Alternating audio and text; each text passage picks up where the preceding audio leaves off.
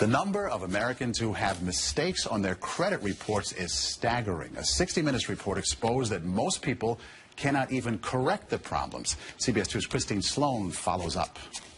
Meg Pasternak says a mistake on her credit report nearly destroyed her credit. We had to present so much documentation to say this wasn't ours, and then we still had to pay something to get rid of it. Pasternak says it took months to resolve the problem. You feel kind of helpless because they got you under the gun if you need to get a new car or a house or for anything. Pasternak is not alone in her frustration. A new government study finds up to 40 million Americans have mistakes on their credit reports. But an investigation by Steve Croft on 60 Minutes finds most people get nowhere trying to correct an error. Ohio's Attorney General tells Croft that is a clear violation of a federal law. The federal law says that if you believe that there is a mistake, you can go to them and they have an obligation to do a reasonable investigation.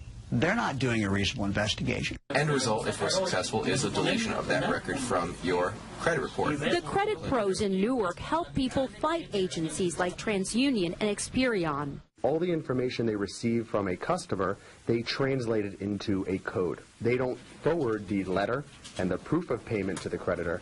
They just forward the 3-digit code. So the best way to protect yourself? Go directly to the creditor rather than going to the credit bureau themselves. Another good habit to get into, check your credit report periodically to make sure there are no changes.